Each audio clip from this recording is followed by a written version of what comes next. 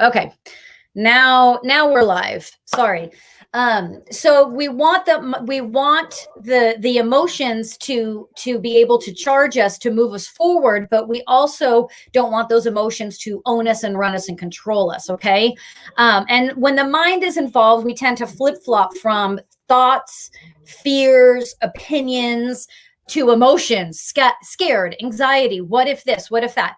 And now we're just kind of stuck in this ball of crazy, and we're not manifesting anything but similar crazy, whatever I'm experiencing in that moment. Okay. So hold on. So we're not including the mind just yet. Any questions as far as how your manifestation went last week, as far as feeling your way through what you were manifesting? Any questions about that? Any concerns? Send them now. I'm checking everybody. You can also DM me. Okay, so let me do a quick recap for those of you that are new. All right, we are manifesting our way into 2021, and we're going to do it step by step. We want to be able to visualize what we feel. We want to be able to allow our mind to release. So the recap is, right now we are in prayer, asking. Okay, that means we are writing out what it is we want, but that what we're writing is based off of our what we feel. So for example, if you are asking, you want to purchase a home or rent a home next year, it's not I want to buy a home in this location. It's what do you want that home to feel like? What do you want that home to feel like and to be for you? Not brown, white, this street, this city. Do you see what I'm saying? And so with prayer, with asking, that's where that ask is coming from. Okay, that very intuitive gut, what we want our life to feel like, not what we think it should be. Okay, we're then going to move to meditation, which is listening. That'll be for next week. And then we're going to do our action, which is doing, obviously, right? And then we move to patience, which is trusting, which is waiting, which is believing. Okay. That's the recap of where we're at. Right now, we're doing 2 weeks for each bullet point. Right now, we are at prayer ask. Okay. Another area I wanted to cover with writing out what we want to do and how we want to get there is relationship pitfalls. So I know a lot of you guys were going to want to manifest relationship. Now, so important that you don't put a specific person's name in there. Okay. I want you to be honest about that. I don't want you to put a specific person's name in there. And let me tell you why. Because ultimately, on one hand, we really don't know what lessons we are to learn and what's best for us. Okay. And if we put one person's name in there, that means you are blocking out anything and everything else, anything and anyone else. Okay. That means that you are saying, I want this and I want only this. If you aren't supposed to have that person, the repercussions of you just kind of drilling that home, I want this person, I want this person, this is the person, their name, you're going to get in trouble. Okay. Because you're going to spend a lot of time trying to reverse forcing a bad relationship, or you're going to spend a lot of time forcing someone into your life that doesn't want to be in your life. Okay. So with that being said, for those of you that are wanting to manifest relationship, I want you to do the same thing. What does that relationship feel like? And you're trusting that that relationship is going to be exactly what you want that to feel like with the right person. Do you want to be in a relationship with the right person and joy and love and all those things that come with it? Or do you just want this one person and you don't care if you're happy or not? You just want that person, right? So ask yourself that. And if you are asking yourself why you are obsessed with this one person, I want you to go deeper with that. Okay. So I'm going to ask you guys for your own good. Don't put a specific person's name into your relationship. Trust and believe that you deserve to be happy and joyful and filled with love and in a trusting relationship, and that will be brought to you if that's what you are putting out there and if you're trusting that. Okay. So I really wanted to cover the relationship pitfalls. I wanted to ask, or were we all able to feel what it was we were writing out? Were you able to feel it? If you weren't, let's talk about that. Sometimes I just saw a question on TikTok. How does this work? We're working on manifesting what we are wanting to see our 2021 to look like. Okay. So we're manifesting. And this week we were writing out what it is we wanted. And I'm trying to help you guys get specific on how to manifest more successfully. So that's why this question is, could we feel what we were writing out, what we were manifesting? Not do we know it? Could we feel it? Okay. If you can't feel it, but you know it's what you want, if you can't feel it and you know it's what you want, then I want you to go into meditation and ask for guidance on why I can't feel something I know I want. Maybe because what you think you want is based off of old patterns. It's based off of old beliefs. It's based off of maybe what mom or dad wanted for you. And when you put that in your meditation and you go a little bit deeper, you realize, ooh, I don't know that I want that. I don't know that I want that. So that's why it's really important that we can feel what we are manifesting, okay? And this segues into what I was just talking about, manifesting without recreating old patterns. Okay. So this is why I was stressing, if it's a person that you are wanting to manifest a relationship with, don't use that person's name. Okay. Now, the exception to the rule is if you're married and if you're trying to manifest something together, that's different. I'm talking about if you want relationship and you're saying, I want this one person. Okay. So manifest without recreating old patterns. If you are putting a specific person's name in your manifestation, you are pulling up an old pattern because you are not with this person already because of something, an old pattern that you have, that you carry, that involves rejection, that involves loss, right? So manifesting without recreating old patterns means there's an abundance of trust. Even if that trust is super scary, even if that trust is uneasy, there's an abundance of trust in there because you're wanting to you're wanting to manifest joy, success, opportunity, balance. That's my hope, that you want to create that, right? And it doesn't matter if that's covered in, like, if you're saying, well, no, I want money, that's okay. I'm saying that we're going to ask for money with all of those other things involved, right? Because if we don't trust fully that what will come to us may not look like what we thought, but we're okay with that. If we don't trust that we are going to put down on paper what we feel we want, not what our mind tells us we want, then we're recreating old patterns.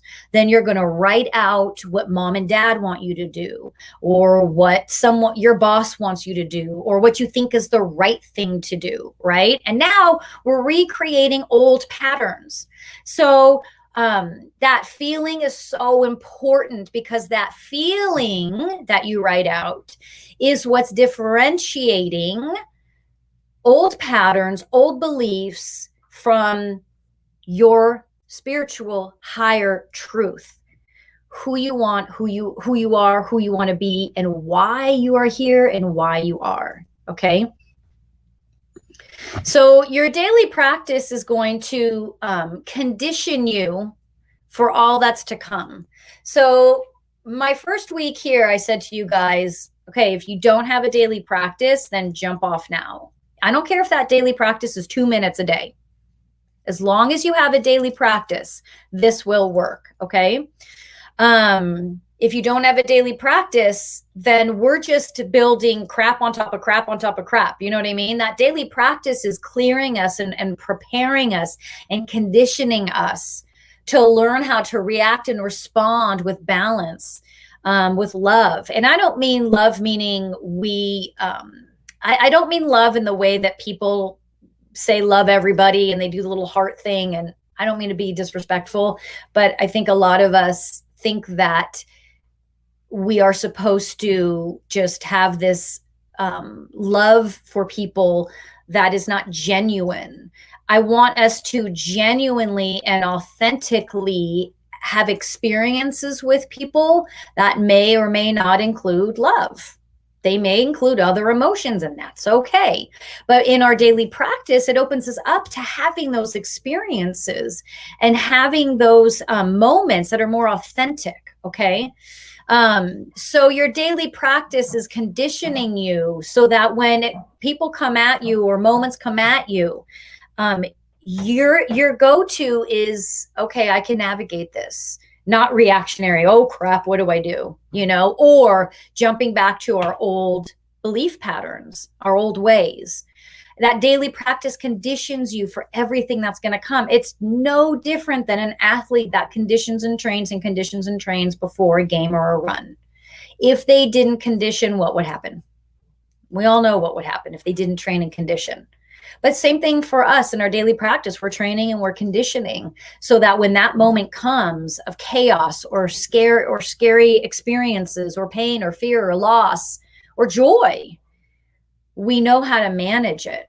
Okay. It doesn't mean we do it perfectly. It means that there's a moment where we take a breath and we're not just thrown into a situation. All of that definitely, absolutely affects manifestation, okay? Because what we do minute to minute, day to day in our lives affects what we manifest, affects what we're writing out. It affects all of that, because if every minute of every day you are just continually filled with anxiety and fear and anxiety and fear, and I use that kind of as an extreme, but a lot of us probably don't even know what it is that we put out day in and day out, day in and day out, minute by minute, day to hour by hour. You'll find that in meditation, okay? But most of us have a sense of a form of anxiety-ridden emotion that's attached to everything. When you have that daily practice, it conditions you to not work from anxiety. That daily practice conditions you to work from balance first, okay? So that's going to be important, especially if we are trying to manifest some big stuff for ourselves. We need to be conscious and aware of what we're putting out there daily, hourly, minute by minute. Okay. Let's see. What else did I want to cover? Any questions? Any questions before I go on? Next week is going to be about meditation, which is listening. Okay, so next week we're going to be taking what we've asked for, and then in our meditation, hang on, is it fair to say what we want is not always what we need? Yes, that is absolutely fair to say. And that's where trust comes in, because we're trusting what we need may not be what we want. So next week, thank you for asking that. Next week, when we look at meditation, it's listening. So we've taken everything we've written out, we've taken everything that we have felt and experienced and decided this is what we want. And now we're going to listen on how to get there. We're going to listen to our intuition that's going to tell us how we want to go and how we're going to get to those next steps. Okay. If you don't include listening, which is meditation, how are you going to know how to act?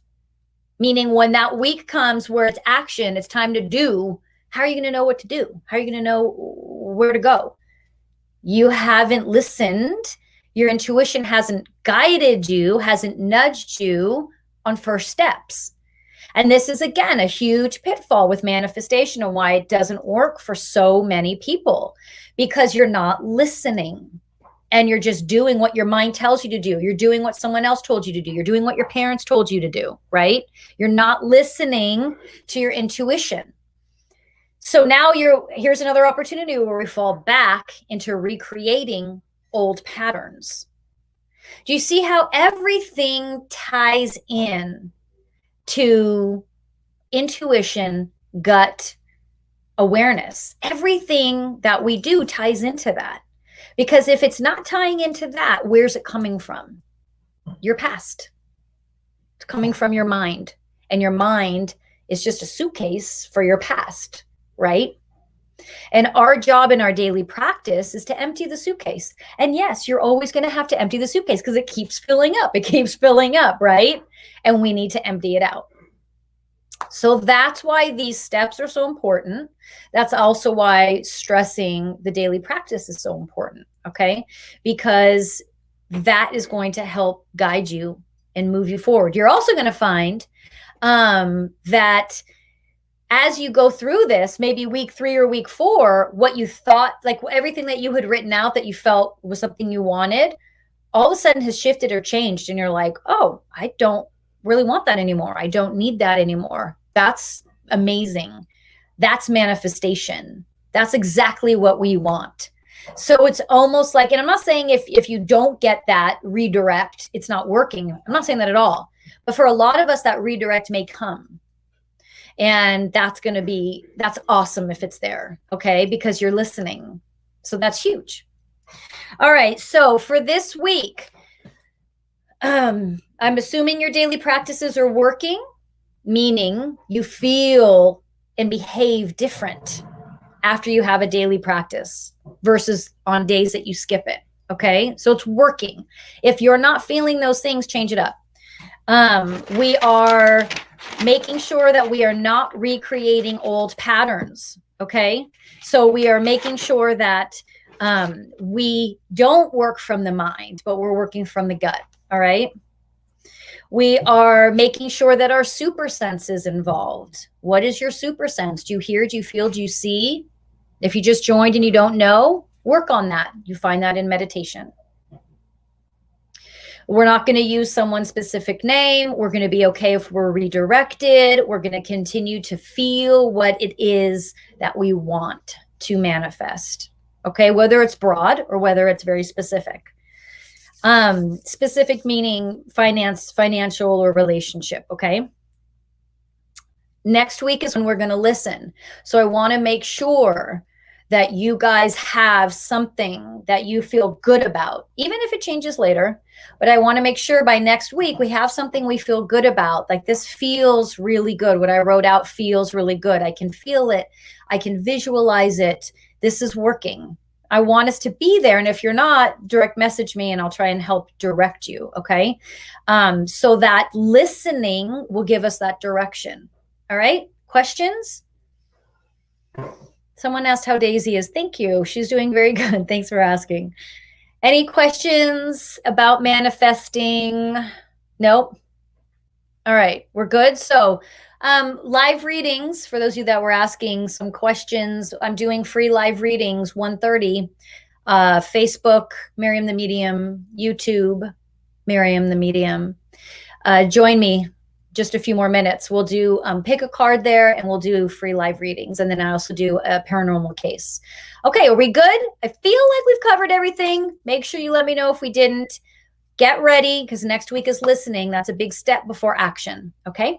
Okay, bye guys.